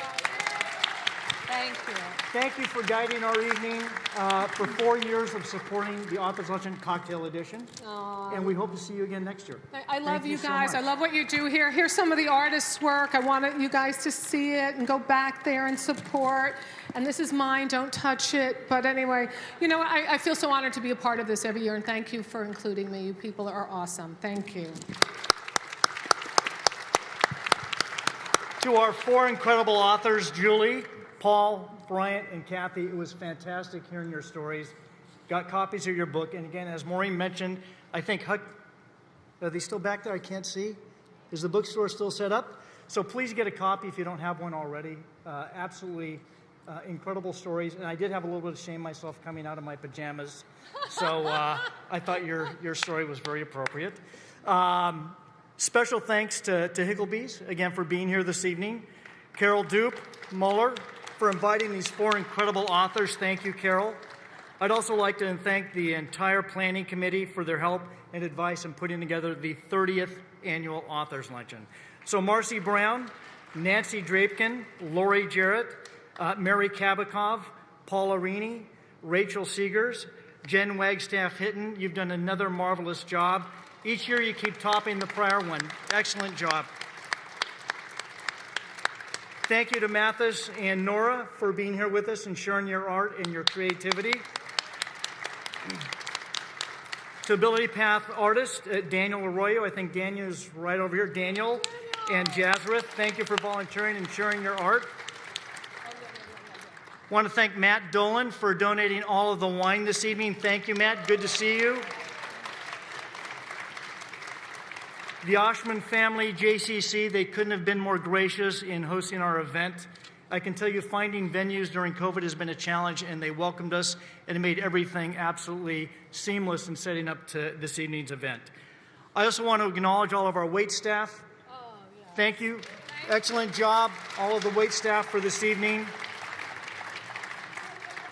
Our sign interpreters, thank you for being here this evening. Musicians Joe Rourke and Marty Honda, thank you. And our Ability Path team, and first Kim Malhotra, Kristen Doherty, where's Kristen?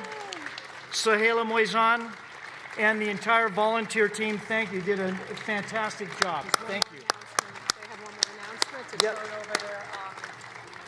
There's just one more announcement. Turn over, you have your note cards there, and if you have a little spark, a little sticker, you get the centerpiece. There's two people, so you have to rip it apart. Now, there's 2 people, 2 winners at every table, so one goes to the reception and gets the centerpiece, and one person can take it from the table.